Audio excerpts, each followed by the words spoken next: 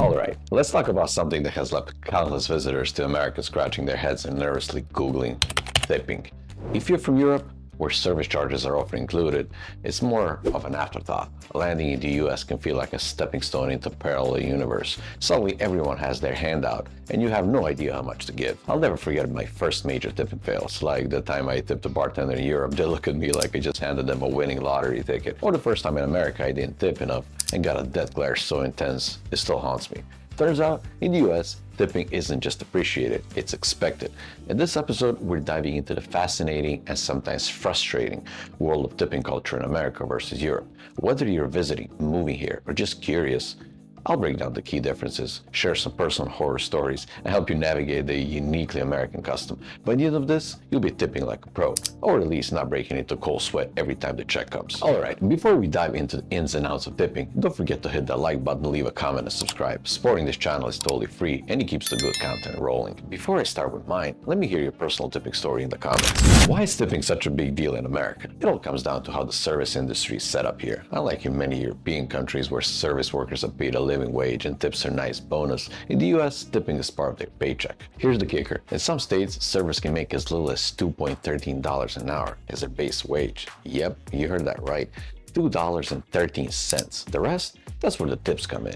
And get this, over 4 million Americans rely on tips as a major part of their income. Imagine going to work and relying on strangers' mood swings to decide how much you get paid. That's reality for millions of American service workers. So skipping a tip isn't just bad manners, it's taking money out of their pocket. Tipping didn't actually start in America. The practice traces back to medieval Europe, where wealthy patrons tipped their servants to show appreciation for good service. It arrived in the US in the 19th century, brought over by Americans who traveled to Europe. But here's the plot twist. Tipping wasn't always popular. In the late 1800s, there was a full-blown anti-tipping movement. Critics argue it was undemocratic, and several states even banned tipping. However, during the Great Depression, when businesses sought out to cut costs, tipping became a way for employers to shift the burden of wages onto customers. Fast forward to today, and tipping has become an ingrained part of American culture. A fascinating origin story, or something as simple as leaving a few bucks, right? In Europe, tipping is more a polite gesture than expectation. Many countries include service charges in the bill, and running up or leaving a small amount is enough. For example, in Germany, leaving a couple of euros is totally normal, while in Scandinavia, tipping is almost non-existent because workers earn higher wage. Now, compare that to US, where tipping is practically the law of the land. Here, 15 to 20% at restaurants is standard, and you're expected to tip bartenders, delivery drivers, and even hotel housekeepers. I once left a 20% tip in Europe, and the server looked at me like I just handed them a car. Meanwhile, my first week in America, I left too little, and the death glare made me reconsider my life choices. If you're visiting America and don't want to Google how much to tip while your service side-eyes you, here's the cheat sheet. Restaurants, 15 to 20%. Bartenders, $1 to $2 per drink. Hotel housekeeping, $1 to $5 per night. Taxi or rideshare drivers, 10 to 15%. Here's the fun stat. 79% of Americans say they tip for good service, but 15% admit to tipping less when the service is bad. So if the service was great, go above and beyond. It makes a difference. In big cities like New York, tipping less than 20% is almost unheard of, while in smaller towns, 15% might still cut it. Did you know the California servers earn a higher minimum wage? In contrast, places like Texas rely heavily on tips because wages are much lower. Fun fact, in Hawaii, tipping is so common that it almost feels like it's a local tradition, especially for tour guides. Wondering if you should tip your grocery delivery person or the valet?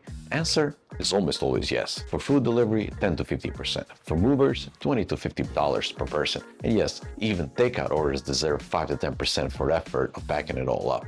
You know, people tip more when the server smiles or write a personal thank you on the bill. It's all about connection. Studies even show that weather can influence tips. Sunny days equal bigger tips. Touchscreens prompting for tips have become the norm, and many places are experimenting with service charges instead of tips. Will tipping disappear? Probably not anytime soon, but it's evolving. It's worth mentioning that tipping has its downsides. Studies show biases can impact how much someone tips, and critics argue it shifts responsibility for fair wages onto customers. It's a controversial issue, and one worth talking about.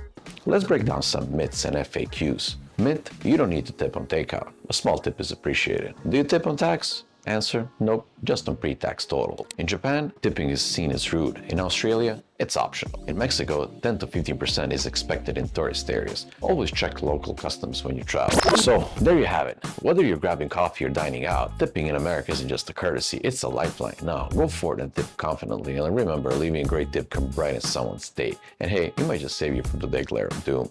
Oh, and one last thing, I don't take tips here, but I gladly take your subscribe, like, and share. Thanks for watching. Until next time, tip, and always tip handsomely.